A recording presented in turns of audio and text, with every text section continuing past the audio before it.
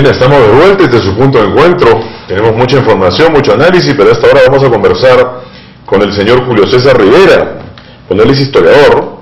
Él tiene un libro importante que se llama El mito de un símbolo patrio y el poder de un símbolo patrio, clave de identidad e integridad. Y él tiene una tesis. Él está cuestionando el himno nacional.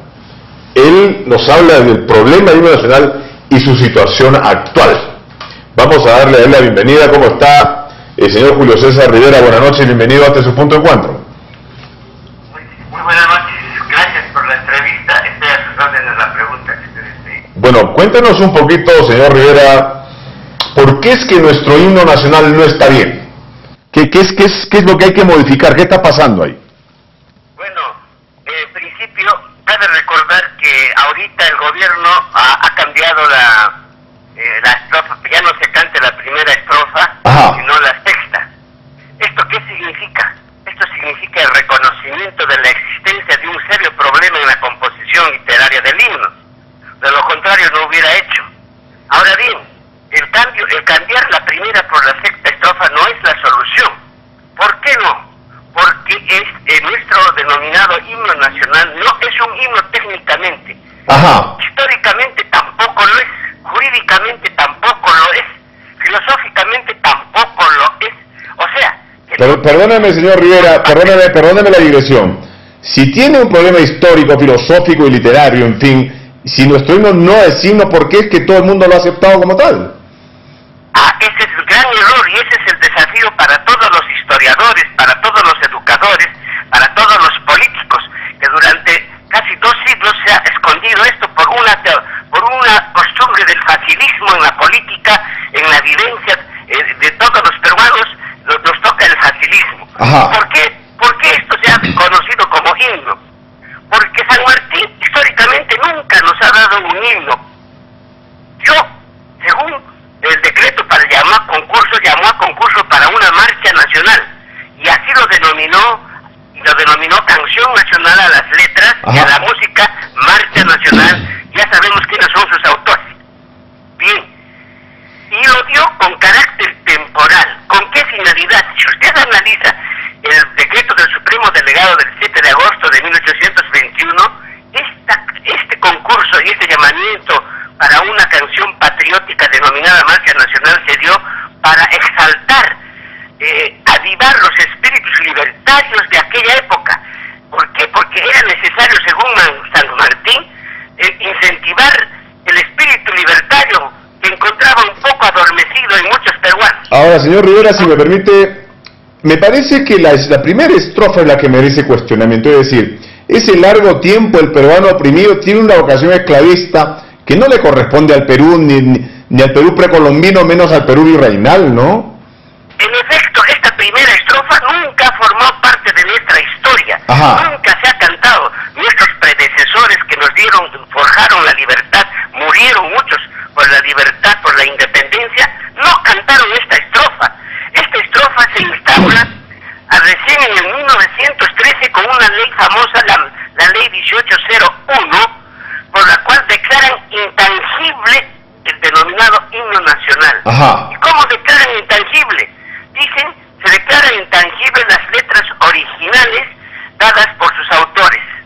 ¿Y quiénes son sus autores? De la Torre Ugarte, Salcedo, pero ellos, ahí están las letras, con su puño y letra en los libros que he escrito, no dicen himno, sino canción nacional. Ahora, señor Rivera, perdóneme. Allí no figura la primera estrofa, para nada. Es decir, la primera estrofa es apócrifa, dice usted. Exactamente, y eso está reconocido. Está reconocido por el Tribunal Constitucional, por historiadores, por el gobierno mismo. Y si todo está tan claro, perdóneme, señor Rivera, y si todo está tan claro, ¿por qué que no se resuelve el tema? Esa es la gran pregunta por 50.000 reales. Esa es la gran pregunta por 50.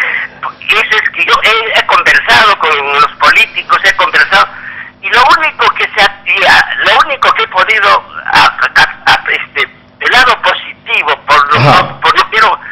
no quiero hacer especulaciones, yo quiero decirles en su cara en algún debate, pero no quiero hablar detrás de nadie. Simplemente no hay una voluntad política. ¿Y por qué no hay voluntad política? Aparentemente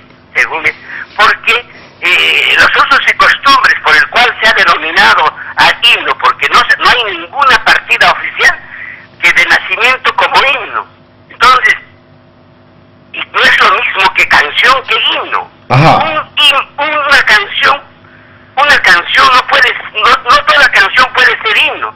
El himno tiene ciertos requisitos formales y estructurales. Dígame perdóneme, señor Rivera, 3 o 4 requisitos formales que tiene que tener un himno.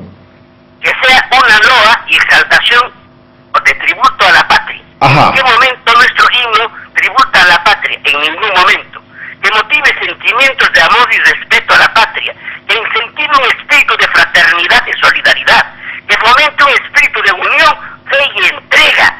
Que tenga un carácter atemporal, implícito o tácito. Ajá. Que despierte sentimientos de apertura mental positiva, de progreso, defensa y compromiso con la patria y la sociedad. Todos estos requisitos nuestro himno desafortunadamente no los tiene. Ahora, señor Rivera... Está mala porque simplemente ha sido una canción patriótica que no se ha dado con la finalidad de loar a la patria, sino como repito, de exaltar los espíritus libertarios. Señor Rivera... Temporal. Ahí está el decreto supremo del delegado de 6 meses después que San Martín aprobara la canción patriótica. Se dice que se cante por ahora. Señor Rivera, permítame una pequeña estrofa, perdón, una pequeña pregunta. Sí. ¿Qué le quiero preguntar? Finalmente, he visto que el gobierno peruano, fundamentalmente el ex ministro Rey, ya pidió oficialmente que se cante el himno nacional, empezando por la 6ª estrofa o la 4ª. Sáqueme usted el estado de ignorancia, por favor. Ya, bien. Este cambio, si bien es loable, es meritorio, tiene un sentimiento cívico-patriótico, pero desafortunadamente transgrede la resolución del Tribunal Constitucional del 18 de mayo del 2005, Ajá. que dice que la única autoridad para poder cambiar cualquier estrofa y que es el Congreso el que determinará cualquier cambio o la estrofa que debe ser acompañada en todos los cantos oficiales. Muy bien. O sea, el gobierno debe hacer respetar esta norma y no transgredirla, aun cuando es meritoria, porque recordemos, el gobierno está obligado a respetar la ley, a hacer cumplir la ley, ¿no? Porque si no respeta las disposiciones legales, ¿con qué autoridad moral va a decir que los otros ciudadanos respeten la ley aunque esté mandada? Muy bien. Considero que esa resolución tribunal está mandada. Señor Julio César Rivera, perdóneme, lamentablemente el tiempo en televisión es muy corto. Esta ha sido una entrevista muy interesante y yo lo comprometo a usted a volver a conversar con nosotros la semana que entra. Nos volveremos a poner en contacto porque el tema da para muchísimo más. Ha sido usted muy gentil, muchas gracias. Está escrito en 2 obras. Muy bien, yo lo sé. Muchas gracias, muy gentil. Buenas noches, gracias. Muy amable. Era el señor Julio César Rivera. Bueno, él es un famoso himnólogo, es un historiador de los himnos, ¿no es verdad? Y él tiene una tesis que la verdad yo comparto, porque de dónde pues nosotros que hemos sido centro siempre, nosotros hemos sido Incario, ¿no? Y cuando el Incario hemos sido el centro de gravedad de esta parte del mundo. Tras el Incario llega a España acá, ¿no es verdad? Llegan los españoles.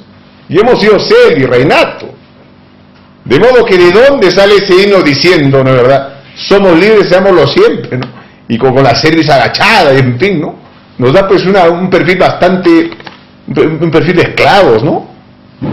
Y además todos sabemos que en realidad esa estrofa es apócrifa. De modo que yo respaldo la tesis del señor Julio César Rivera. Y un himno tiene que hacer eso, un acto de loa y de exaltación a la nación. De modo que no tenemos por qué soportar estas estrofas que además no expresan ni el espíritu, ni la historia, ni la naturaleza de los peruanos, ¿no? Muy bien, son las 7:28, ¿tenemos información, Ruth? Claro que sí, Jorge, acá continuamos con las noticias, Ancash Noticias, en la cual nos habla de noticias locales, como la conferencia internacional sobre el emprendimiento y la motivación que se realizará hoy en Huaraz. Bueno, en estas horas ya se está realizando, empezó justamente a las 5:30 p.m. y seguirá hasta las 10:30, justamente en el auditorio del Instituto Nacional de Cultura. Interesante. En la cual estará dando exposición el ingeniero Alcandre Mota Rosario. Mota Rosario. Ajá. Es una exposición ahí. Sí. Interesante, interesante. Y no solo ello, también tenemos Buenas Noticias, en la cual habla de una infulidad de elecciones en Nuevo Chimbote, en la cual el Jurado Nacional de Elecciones no validó 14 incidentes prestados por personeros legal del candidato aprista. Muy bien. Muchas gracias a Ruth. Esto es Punto de Encuentro. Nosotros nos vamos a hacer una brevísima pausa, muy corta. Ya regresamos, que tenemos por ahí un par de reportajes y mucho más análisis. Ya venimos.